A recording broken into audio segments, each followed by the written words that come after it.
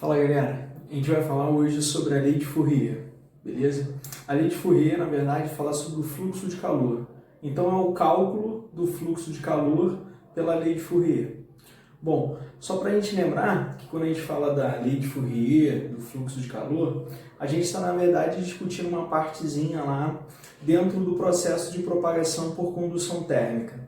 Lembrando que o processo de condução térmica, de propagação do calor por condução térmica, ocorre preferencialmente, em 99% dos casos, em meios que são sólidos, beleza? Vale a pena lembrar que no meio sólido você não tem deslocamento de partícula, você não tem deslocamento de massa devido à diferença de temperatura. Lembra que uma molécula vai ficando mais agitada do que a outra e, consequentemente, vai agitando a molécula vizinha, beleza? Bom, para a gente entender melhor um pouquinho dessa lei de Fourier, a gente vai fazer o seguinte. Imagina que a gente vai pegar uma barra cilíndrica metálica, lembrando por que o metal? Porque o metal ele é um bom condutor térmico, assim como é um bom condutor elétrico, que vocês verão mais à frente. Então, vou pegar uma barra metálica cilíndrica. Essa barra metálica ela tem um comprimento L e ela tem uma área de seção transversal que eu estou chamando de A, beleza? Bom, e vou colocar uma extremidade dessa barra em contato com uma fonte térmica externa, que no caso aqui é, por exemplo, a chama de uma vela. Bom, essa região vai estar mais agitada do que a outra extremidade, então o calor vai fluir dessa extremidade para a outra extremidade. Então, se nós fôssemos, na verdade, dar o sentido do fluxo de calor, da corrente térmica aqui, que você teria aqui indo da fonte térmica para outra extremidade. Então você teria esse fluxo de calor, beleza?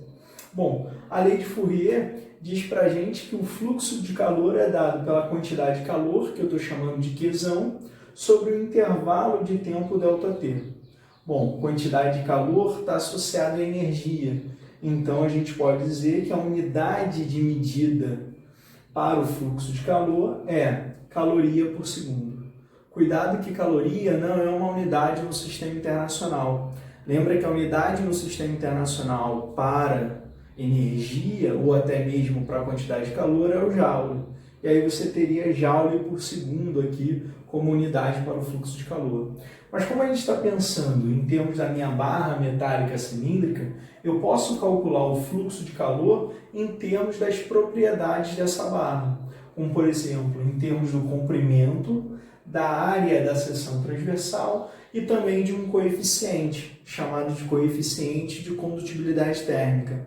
É esse coeficiente de condutibilidade térmica que dá, na verdade, a diferença entre um material e outro, se um cara conduz muito calor ou se ele conduz pouco calor, beleza? Então, a gente pode calcular, para o caso de uma barra metálica, para uma barra cilíndrica metálica, a gente pode calcular o fluxo de calor como sendo K vezes A vezes o módulo do Δθ. Esse módulo Δθ, na verdade, é o que a gente vai chamar de diferença de temperatura.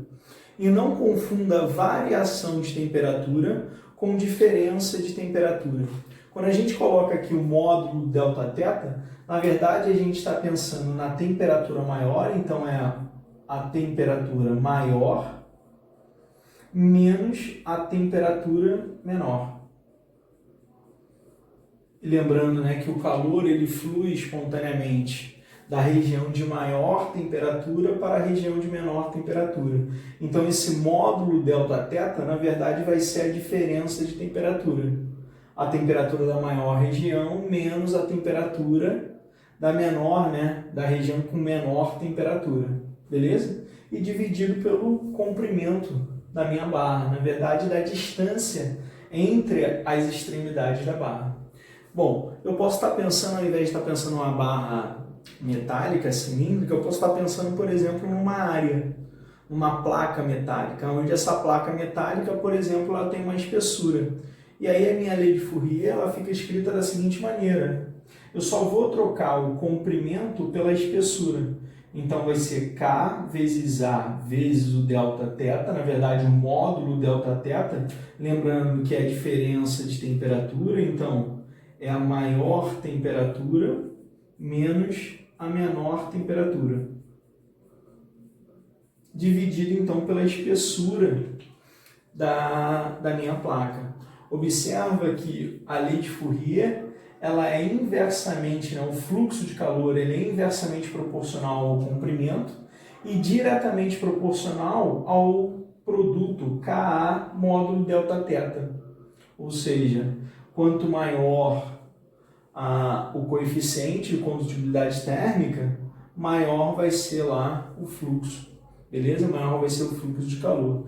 Na verdade, a gente está aqui preocupado num dado ponto da lei de Fourier, que é o chamado regime estacionário ou regime permanente.